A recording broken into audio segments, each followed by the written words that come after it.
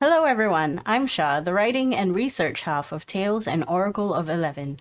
Some of you may know me as Little Cat on this channel, but for those who are new, hello, hello, hello, and I hope you're having a great week, month, year, and beyond. In this interview, we go off on tangents about storytelling for the most part, and you'll see why the title is #Hot Girl Problems. Although he makes fantastic art, he is first and foremost a storyteller. Here is Mvndeep, our guest artist from Malaysia. Just doing arts and design there full time? No, that's actually the funny thing. My none of my studies had anything to do with arts at Ah, all, basically. I came here to do my master's in environment and sustainability. So it's like an environmental science degree. And okay. then my bachelor's was in chemical engineering, again, completely different. And then art's just been something that I've pursued myself Mm-hmm. while also doing these things? Wild. So Okay. yeah, just two different parts of my life. So pretty much you did the whole oil and gas thing and decided they're evil. So you went into environmental science. Yeah, pretty much. When I was doing my bachelor's, I remember that I don't know, I just wasn't happy with it. It's chemical engineering. Some Mm, people might like it, but it was very, very I don't even really have the right words for it. It just wasn't my thing. It mm-hmm. felt soulless to me. And yeah, so I kind of just decided I had to do something else. And I was given the opportunity to do my master's. I did it in something I actually really like, environment Wonderful. sustainability. So things worked out. My name is Mvndeep Singh. I go by Mvndeep at, well, pretty much all my social media. You can find me on Instagram and TikTok. I'm 26 years old, go by he, him, and I hope that was everything.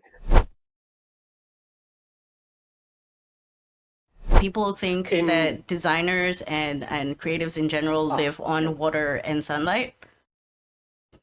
yeah, the whole starving artist I stereotype surely doesn't help either.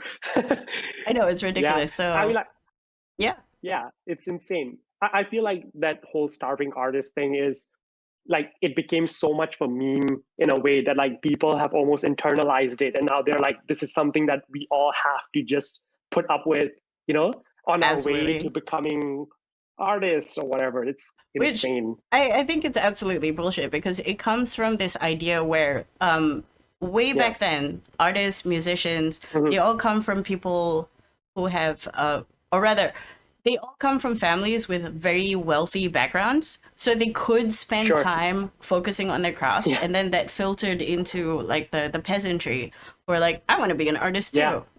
But they don't have that kind of Yeah. support. Hmm. So yeah, I hopefully completely agree we're with you. going away from that. Yeah. And then during COVID, I remember there were a lot of articles coming out where people are saying, "Oh yeah, so creatives are not essential," and everybody just fought back, saying, "How dare you say that?" During COVID, what were you consuming? What music were you listening to? What movies were you Exactly. watching? What art were you taking in with your eyeballs? Hello. Exactly. And like the funniest thing, I remember seeing this one infographic where they were listing like the like top five essential, positions and like least valuable as well, like the bottom five, right? Uh-huh. And on the bottom five, I think graphic artists and artists were lumped together as one of the bottom five. And I was like, wow, who designed this infographic for you? Like it was an No, artist or a I graphic mean, artist that did this. I It's remember seeing insane. that as well, and I'm like, can you imagine the person who had to do the graphic design for that just slandering themselves?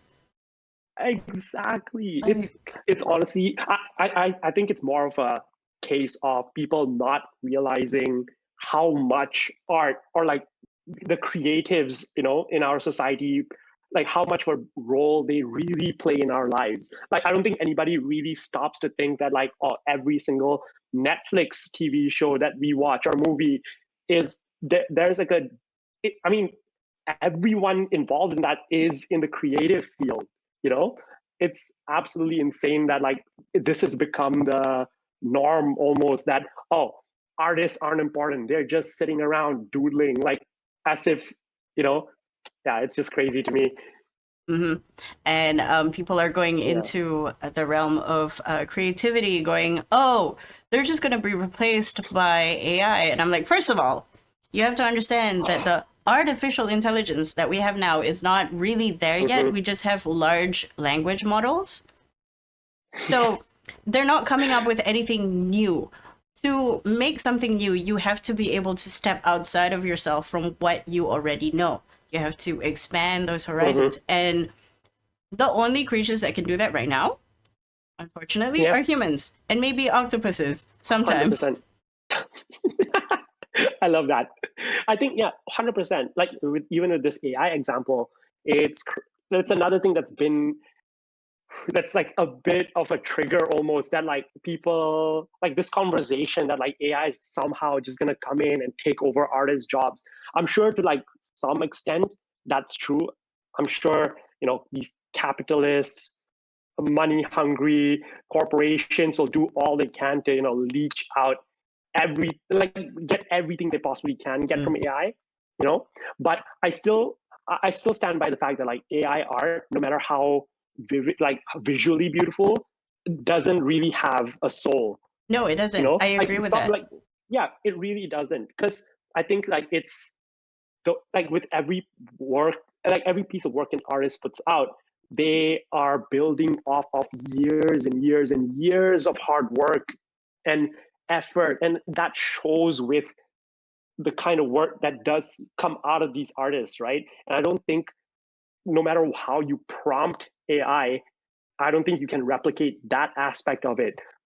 I don't think anyone's going to be going to museums like 100 years from now and like staring up at AI graphics and being like, wow, that really moved me or something. I Yeah, think I just it's also value. When people talk about mhm, AI art, they're already there's no value for me there. Yes, it's pretty pictures, but it's also taken from the years and years of yeah, effort of multiple individuals, and it's not it's exactly. it's it's not new. It's taking Yeah, existing stuff. It's not even making up stuff. It's just a pastiche of different art styles. it really is, because with apps like Mid-Journey, not even apps, but like with programs like Mm. Mid-Journey, you can literally key in an artist's name and be like, replicate this style. And who do you think they're scraping to, recreate this new piece of artwork? Mm-hmm. I mean, that's theft. It just straight up is. Yeah, it's 100%. The most interesting people I know mhm, are multidisciplinary. And mhm, being an artist, I feel like the more hands in pies you have, the better your art becomes because you have so many different kinds of perspectives. Um, do you put mhm. any of your previous education and previous knowledge into your works? So I don't know if like I completely agree with you. By the way, I think yeah, that's a great analogy. The more hands you have in pies, it's just more wells of inspiration to draw from, right? I completely agree. I Unfortunately for me, that's not exactly the case. I don't tend to draw from like my engineering background or my environmental science background to really, that doesn't really affect my work too much. But I think where like what does affect my work more is my love for storytelling and reading about things. I think that's what impacts my artwork the most personally. How much do you know about your country's folk tales and oral history? I say yours, but ours generally. We're both Yeah, Malaysian. is ours. Yeah, that's right. So funnily enough, I think I really got my first start. So, for anybody who does look at my art, you'll see that there's a theme of mythology present in pretty much everything I do. And I think it really did start with Malaysian folk tales back when I was a kid. I wasn't really drawing them back then, but I think learning about these folk tales and immersing myself in the mythology of not just Malaysian culture, but also the culture of all the different races that exist in Malaysia, Chinese mythology, Indian mythology, all of this came together to nurture my love for stories. And I think years later, when I finally started to, draw, and when I finally started to put my art on Instagram, I'd say that's when these two different aspects of my life kind of merged together. So I think like I was nurturing this like love of stories, and I was nurturing this love of art, and eventually those two areas of my life kind of came together, and that's why my art looks the way it does now. Mm-hmm. It's So amazing. It's to answer beautiful. your question, Mm-hmm. and to answer your question, I I wouldn't say I'm an expert in Malaysian folklore by any sense of the word. It's stuff that I used to listen to and read a lot about when I was a kid, but I did fall off it as I grew older and Mm-hmm. got into other types of stories. Mm-hmm. Okay. What is your favorite childhood tale from anywhere, like globally? Oh, this is such a tough one. Favorite child. This is like asking a kid, favorite candy. Exactly. Yeah. Ooh. I think the I think the one that I love the most would probably be the story of Perseus and Medusa. So it's a Greek mythology story, but I think that's the one that I've always really identified with the most. And for slightly, like for very weird reasons, I'd say I think like the idea behind there being this hero that goes up and you know goes on this quest given to him by the gods to go hunt down a monster and come back. Like I think pretty much like every story ever follows that kind of theme. But I think what really interested me about the story of Perseus and Medusa was more of Medusa's perspective, and I've always kind of wondered, what it would be like, because that story does begin with a bit of a backstory on Medusa and how she came to be who she is, and I always thought it was a very tragic story of this woman who essentially did no wrong being punished. It depends on the way you see it, but being punished and then being almost put up as like a prize, for people to go after and try to kill. I thought I like that story for because of Medusa specifically, Mm-hmm. you know, Was it hashtag hot girl problems? pretty much. Yeah, hard girl problems. I love that. I'm gonna be using the hashtag. But I do know exactly which story you're talking about, and I do know there was a very specific discourse that came out, I think about 5 years Mhm. ago, when it came to Medusa, saying that she Yeah, was harassed by a particular god or a particular group of yeah, people because she was pretty, hmm and then a goddess who was also pretty was jealous of her beauty. And yeah. so So yeah, yeah, and I find it so funny that women were put against other women even way back then, hmm and we carry that tradition all the way yeah, till now. But yeah. thankfully, that is going away. I hope. I can't really say for other people, but I'm trying to uplift everybody, men, women, all of the hmm people that I can. Yeah. That mhm, No, yeah, 100%. I think there are very strong patriarchal themes in pretty much every single piece of mythology there is out there, because society in general has been very patriarchal. So it's tended to demonize and paint women in much worse light.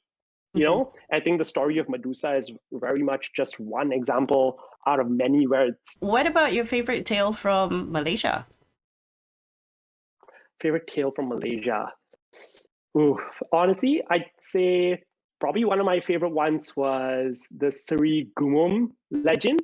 And I know one of the other artists is actually doing that one. And I honestly I've always loved dragons. You're gonna be so Huge dragon excited. nerd as a, Because that is one yeah, of the stories that's going to be in the book, and we're taking the position of Sri Gumum having like a stick on them, and the blood comes out. nice. And Sun Yep, has yep. already done the art for that, and it is Oh, gorgeous. We were talking about some stuff, and I found out later that the story of Sri Gumum, some people hmm call her female. Some people attribute her to a set of 5 brothers of different Right. metal scales.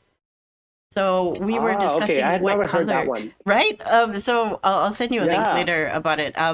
But the 5 brothers have different kinds of scales, and Surigumum had, what was it, iron scales. And it was funny because we were talking Nice. Okay. about colors to go in, and I was like, why don't we color it oxidized iron, I love that. That's such a good idea. right? Like a nice When rusty color. right, Love like it. either like the rusty red going into the Yeah. tarnished greens. Mm-hmm. Oh, patina. I Yes, cannot tell you how much I love the color of patina on copper. yes. Yeah. Okay, so I'll. That's amazing. It's somewhere. I don't know if we can show you guys yet. But I will Yeah. definitely show you later. It's beautiful. It's beautiful. So, Sounds who good. told you this story? Like, how did you find this story? Sorry, the Sarigumom story Yes, yes, specifically? yeah.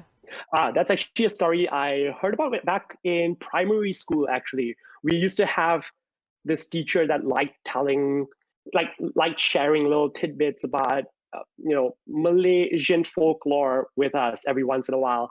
And I do remember very clearly this teacher one day in class, just started telling us this story. And, all you needed to say was dragons, and I was there.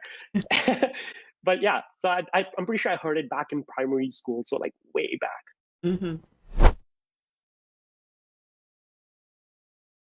I want to ask. Okay, I know we wanted to get into the story, but I wanted to ask about your art first because it's super, super interesting. Yeah. It's monochromatic. Well, no, it's dichromatic. Mhm. You've got black and you've got red. Can I ask you Yeah, why? pretty much. So the color choice, that's a good question. I've had this question asked like a lot actually, and I don't know if I've ever given a proper answer to it. I I just red's my favorite color. Like that kind of deep scarlet red. Hmm. Love that. That's like one of my favorite colors. And when I was starting to experiment with stippling specifically, I Mm. remember that like, after I finished, I was like, it's still missing something. Like this looks great by itself, but like I think it needed like a little splash of color. Hmm. And I tried a few different things out. And I think red was the one that struck me the most because the way red looks against like stippling specifically, it's that red and black color, they contrast very nicely, at the same time not overpowering each other. I think they Hmm. just go very well together. Mm. And yeah, it's I think that whole idea was like I wanted people's eyes to be drawn to a specific place first, Hmm. and that place being usually the stripped away skeletal bits, Hmm. right? I wanted people to see that first before zooming out and like looking at it in the context of the rest of the paint, the rest of the artwork. Because the idea behind it's always been that this, like the whole reason I draw this specific style has always circle back to this philosophy called Stoicism, Hmm. and specifically in that philosophy, this idea of memento mori, which is directly translated to remember that you will die. It's a Hmm. reminder that you tell yourself every day that you could die at any moment. Like any moment could be your last. So you should live every moment virtuously, and you should live every moment well. And that's like the main theme behind my artwork as well. So the idea behind like turning these skeletons a blood red was to focus people on that death aspect first. Hmm. Like that's what you see first, and then you zoom out into the more beautiful illustration around it, be it like gods or whatever, whoever it's depicting. You Hmm. see that last moment, you know so I just found that like the using the colors red and black did that very well. You add any more colors and then it distracts too much, and any less and it's just this blob of black and white. Yeah. So I thought that was just the most effective way for me to do what I wanted to do. So tell me, what brought Seriously, you that's to using Puteri Gunung Ledang as your chosen story? And can you give me a short recap of what that story is? Because personally, I know roughly what it is, but I cannot remember the specifics. Yeah, sure. So I'll start with the story first. So Puteri Gunung Ledang essentially follows the story of this sultan who basically had heard of this beautiful princess that lived in the mountains, and he essentially fell madly in love with her and decided that he must have her. Go figure. And yeah, and basically he sent a marriage proposal to the princess, and she very much did not want to do this. She did not want to get married to this man. And she had decided that instead of outright saying no to this very powerful man, she would instead give him 7 tasks, if I'm not mistaken, 7 virtually impossible tasks. And barring finishing these tasks, she would marry him. So if I'm not mistaken, I can't remember all the tasks on the top of my head, but one of the tasks was to collect a plate of mosquito hearts, like fill a plate of mosquito hearts. Another task was to build a golden bridge that went to Gunung Ledang, Ledang Mountain, and and a silver bridge that returned from Ledang Mountain, could be vice versa. And basically, one by one, this sultan goes and completes each of these tasks. And when he's finally presented with the last task, she simply holds out a bowl with a keris, which is, for people who don't know, a traditional Malayan dagger. And she holds this out and she tells him to fill this bowl with the blood of his heir and son and return it to her. And this was the final task, and the sultan was unable to complete it, and thus she was free and she didn't have to do it anymore. So that's essentially the story behind Puteri Gunung Ledang. And sorry, what was the other part of the question? The other part is, what brought you to this story? Like, what made you want to illustrate the story for our Oracle deck for this project? Yeah, so basically the idea behind Puteri Gunung Ledang specifically was that I thought originally actually wanted to do Sri Gumam. That was the first one I pitched to the son, and she's like, someone grabbed that already. So I was like, dang it, okay, cool. I'll just go with my second favorite, and also possibly the most well-known Malaysian folktale, Puteri Gunung Ledang. Yeah, it was a story that I already knew. It was something that I connected with to some sense, especially if you think about it in the idea of, again, Medusa and these other types of stories.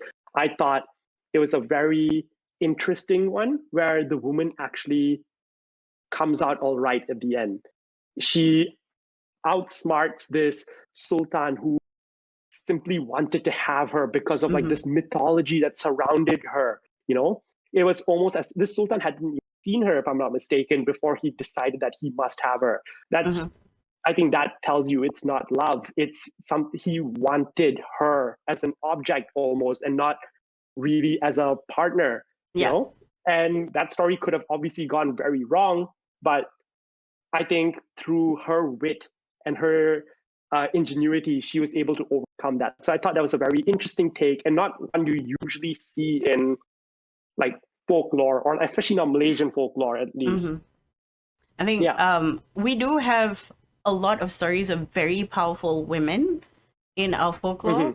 And I think to a certain extent, she's one of the women who just doesn't end up murdering the guy. We have a lot of murderers, women murderers who's like, you betrayed my trust, I will stab you. Or you betrayed my family, I will stab you. And it's always like, oh, what have I done? And then disappeared into the ether. Because the women in our folklore are either queens, princesses, or this is just fake propaganda. Yeah, 100%. Yeah. So like there being the story where this doesn't happen was like, you know what? This is the one I wanted to do. I was actually very surprised that nobody else had already snapped it up. I didn't take that story. Yeah, I didn't take that story because it's everywhere. And I would like to have other people take the opportunity to sort of reimagine it or draw it out, because I am tarnished with the play, with the movie, with Mnase, with whoever You've else just was in had that too much movie. Puteri Gunung Ledang in your life. I've got too much. I've got like enough Putri Gunung Ledang. Fair enough. Like Fair enough. go Gunung Ledang somewhere else. What do you think about her being this idea of like a Fey princess? Because we have this thing called Alam Bunyan, which is the Fey realm, and it's a story. Mhm. It's not really a story. It's over and over again we're inundated with tales of people going into the forest, disappearing for 50 years, coming back, haven't been aged, and going, yeah, I had a family I love there. those. Like what? This sounds like one crazy drug trip or something. Uh-huh. But no, I completely agree. This is like a very passionate topic for me. I love fae creatures and fae-esque stories. Mm-hmm. So I completely agree with the interpretation that she might be a fae prince, like this Putri Gunung Ledang, the Yeah. princess of Ledang Mountain, might be a fae princess. Makes complete sense to me because she is described as she's never truly described as like a human person. Mm-hmm. She has this kind of mystical, like she has like a mythology surrounding her, like legend surrounding her. She like yeah, I completely agree with the idea of her being a fae princess. Mhm. What directed how you drew it? Especially since her story had so many little impossible tasks. Like what was the whole direction of the piece? Especially, Yeah. she's clearly somebody who doesn't want to So get married. yeah, so basically, in terms of what directed me here, I kind of went through and reread her story so I could like, catch up with, like, so I could remember what actually happened to begin with. And once I did that, I think I started just, I personally like to have um, the people in my artwork kind of almost interacting with the viewer. So I Mm-hmm. do that often enough with even some of my angel prints, like the Archangel series that I did. Pretty much most of them tend to be reaching out, like almost out of the page towards the person who's watching, who's viewing this, right? So I wanted something similar. I almost wanted the viewer to be the Sultan in this Mm. case. You can see Putri Gunung Ledang kind of holding this bowl and the charis out towards the person, well, out towards you, basically, the one viewing it.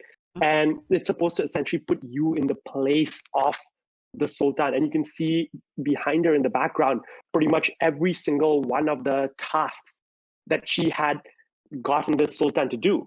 So, Mm-hmm. and the way that it's arranged, and actually, Sun helped me with this idea with how it was arranged at the back. The way it was arranged, in my opinion, is supposed to invoke like this because you can see it's like all this. It's like a repeating pattern of these, Yeah, right? yeah. It's almost supposed to, like, my idea behind it was that she's offering you this last task. You've done everything else, and you're kind of seeing this like hallucination almost behind her of a reminder of like everything you've had to do to get to this point, all these impossible tasks Mm-hmm. that you had to do to get to this point, and now she gives you your final task, gather the blood of your The son, sun, kill him, and essentially. yeah, gather his blood. And I think like, so while I stayed away from adding any skeletal bits that I usually do, I wanted it to be equally unsettling. I don't know if like unsettling is the right word, but like I wanted something like that to come through from this illustration where you are now the Sultan. You are seeing everything that you've had to do up until this point, and now this woman with a smile on her face casually asks you to go kill your son, Yeah, that's and the thing. you will be married. I'm looking at her face now, and she she has what I can only describe as dead eyes. Like, when Mm-hmm. she's like, "Oh, so you've done this Yeah, now? Okay, how about this?" And yeah. She it's just it's kind of just like runs taunting up. you. Exactly. That was the idea behind it, basically. Like she has dead eyes, but there's a slight smile to her face. Like Mm-hmm. it's like she knows that she's got you now. Like you're Yeah. not going to go further than this. Yeah, yeah, yeah. She knows that she has ensured her safety. So that was kind Mm-hmm. of like what directed me here. I wanted to add like a little bit of what my traditional art has in it Mm-hmm. and bring it into this without actually doing anything as obvious as Yeah. skeletons and death. I think what's Yeah. most striking to me is because I read other stuff and I consume other sorts of media. The Mm-hmm. more you look at her face, the more you think, "Oh, this is some Junji Ito shit." Like she's gonna like something bad is gonna happen. Something bad is most definitely gonna happen. Yeah, I love that. Yeah, exactly. I think that's a great way to put it. It's everywhere. Amazing. So yeah. Wonderful. Okay, okay. Moving on. We spoke about Medusa having that problematic tone. For the Malaysian Mhm. stories that you know, what kind of problematic takes did you find? Yeah. What kind of problems did you find that will not fly in this day and age? And is it possible for us to sort of engage those kind of stories and rehash it for modern day retellings? Yeah. So, off the top of my head, I can't think of like things like specific concrete examples. I do know that like the same patriarchal themes of demonizing women, that all that kind of stuff is still very like is prevalent even in our own folklore in from Malaysia. You Mm-hmm. know, I can't give like a very concrete example, but I do want to address the second part of your question, that I do 100% believe that we live in a day and age where we can do exactly that. We can rehash these stories and kind of see it from a new perspective. I think one example that comes to my mind immediately is this book, Circe by Madeline Miller, Mm-hmm. one of my favorite authors of all time. She wrote Song of Achilles as well, if you've heard of that one. But in the book Circe, well, in mythology in general, we know was a witch, like a Greek witch that Mm-hmm. existed, way back then, and her parents were Titans, though the ones that came before the gods, and she was, for one reason or another, cast away and sent to this island. I can't remember the name of the island right now, but she was sent to this island where she would have to stay pretty much in isolation forever. Mm-hmm. And soon ships would start to pass by, and every once in a while a ship would dock at her island, and these sailors would pour in. And due to certain events that occurred much earlier in the story, she began not trusting these men anymore and turning them into pigs. Pigs, through magic, right? And so the way that story was written and told before was that she's this evil witch that lives on this island in the middle of the sea, that like any men who would come to this island would be turned to pigs and slaughtered, right? That was how that story was told. But then comes this author, Madeline Miller, who rehashed that same story but told it through Circe's perspective. And you learn a lot about how what drove her to become the person that she did become in the end. Mm-hmm. In her story, Circe was never evil to begin with. She's always just wanted to protect herself Mm-hmm. from these men because of things that had occurred much earlier in the story. So I think there's definitely merit in rehashing these old stories and seeing them, and not I don't believe you need to even change the stories that dramatically. You can simply see it from the other perspective, and that alone can give you, you know a different perspective for yourself, to view these stories. Like with Medusa also, there are so many different myths surrounding her. It's just that the most common one was that a god fell in love with her. She was assaulted in the temple of Athena, and being Athena's high priestess, Mm-hmm. she was punished for this assault. That was in no way her fault, obviously, but and she was turned into Medusa, and everyone who looks at her turns to stone. That was the original, or like at least one of the original takes on the story. But now you see even these stories are starting to change, or like there were different versions of these stories where Medusa was turned into a gorgon as a way to protect her. Like Athena did this so no man could ever hurt her again, gave her the power to protect herself, you know? So I think there are many different ways to look at a story. You can choose to look at it in its worst way, but there's also, it's definitely possible for you to change your perspective around this and see that same story in a completely new light. Absolutely. And in a better light, if you ask me. That is actually a really good perspective to have, because sometimes we look at stories and we think, how do we change it for the current, instead of how do we dig into where these stories came from and try to rationalize the other side. Because we play TTRPGs, both of us, and a lot of people do as well. And we are not a stranger to cause and consequence. Oh, not at all. Yeah. So I feel like the whole Medusa thing, a lot of the stories is just this idea of fuck around and find out. Yeah, 100%. That's a great way to say it, honestly.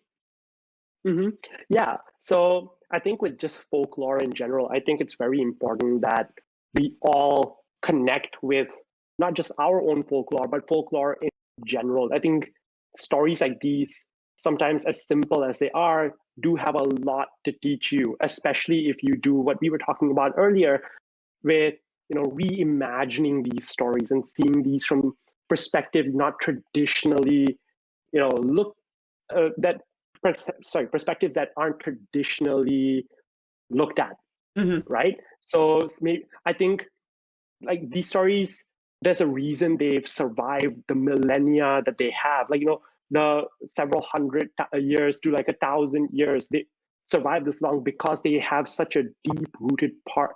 Like, yeah, they deeply root themselves within our cultures and in our minds.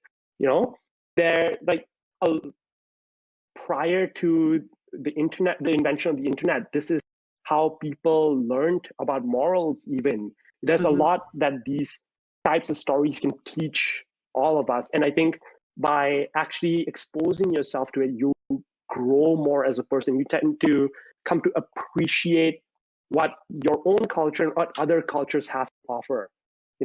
These types of stories are glimpses into what is most important for any given culture, right? So like with Puteri Gunung Ledang, like you, or pretty much, yeah, Puteri Gunung Ledang, let's just say, you read her story and you realize that maybe no matter how powerful you are, you can't have what you want all the time. It's almost like a lesson in not even the sultan, the top of the regime, can just take what he wants. The Puteri Gunung Ledang, if you see her as like a manifestation of nature, this fey creature, it's almost like allegorical to man wanting dominion over nature and nature saying, these stories came in a time, and they came from groups of people that were very connected to their land, our indigenous people, right? And you see, like if you analyze these stories, you see that like these themes and these ideas were very important to these people. It's not always just a face value. Woman doesn't want to get married, she gives him 7 tasks. There's always something deeper within these folk tales, and I think that we should all do our best to connect with these stories as much as we can. Can I have 5 words that you want people to learn from Bahasa Melayu or Bahasa Malaysia, or even do you speak what Indian dialect do you speak? I speak Punjabi and Hindi, but I can speak Malay too. So Malay is good. I can definitely do Malay. Fun words. All right, fun words. All right, we'll get to fun. I'll start with a little bit more educational for the first two. Since we're talking Puteri Gunung Ledang, Let's go. So Puteri, that's one of them. Puteri essentially just means princess. Gunung, Gunung is mountain. So she's the princess of Ledang Mountain, or Mount Ledang.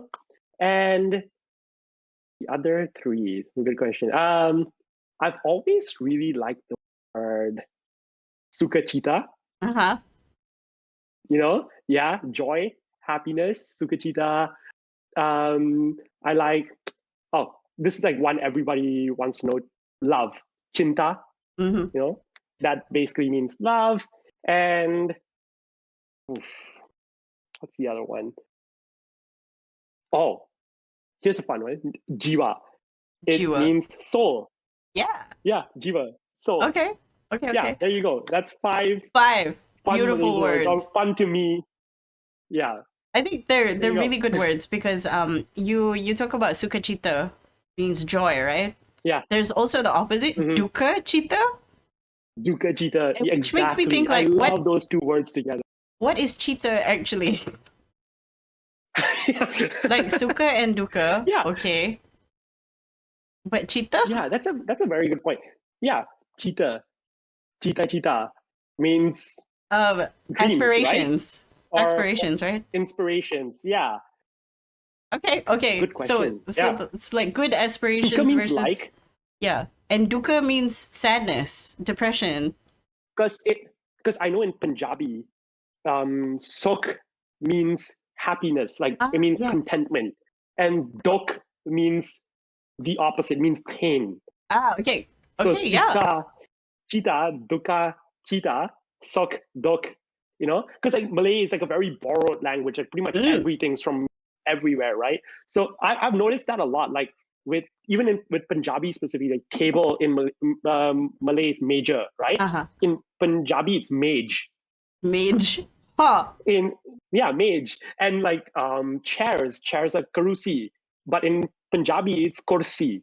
Kursi. So it's like a lot of similarities there. Yeah. Okay. But, so I keep telling people that the Malay language is such a pastiche of other languages. It's a baby language essentially.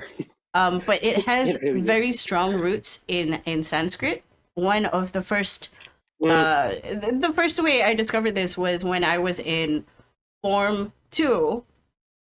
I think that was 14 years old? Yeah, around 13, 14, like that. Sure, yeah. A teacher came in and started explaining to us where the word guru came from. And I forgot which one means which, but either gu or ru means light and the other one means dark. And the job of a teacher is to illuminate the dark with their light. And I thought that was so beautiful.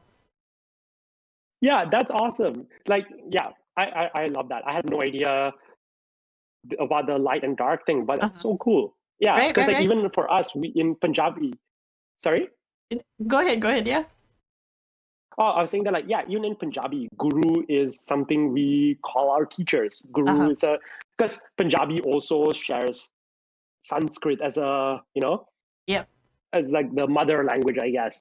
So I think that's why I can see a lot of similarity, like some Punjabi and Hindi words with Malay. Like you see it happen, like you see it pop up all the time. But yeah, I think it's beautiful. So when people go, "Oh, a language is very rigid," and I'm like, have you never languaged before? We come up with words every day. I'm so happy you are thriving where you are. Please do more artwork. Yeah. And thank you so much for speaking with me. Thank you so much for sharing your wealth of knowledge and your experiences to the internet. And yeah, I appreciate you. Keep doing what you do. Yeah, thank you so much for speaking to me. And yeah, vice versa, really. It was really great meeting you, and amazing project that you and Sun are working on. I'm just happy to be a part of it. I'm happy you guys are a part of it. For everybody else, remember to hit the Instagram, hit all the social media that Mvndeep has. And thank you so much for listening to us, and we'll see you next time. Bye! All right, see ya.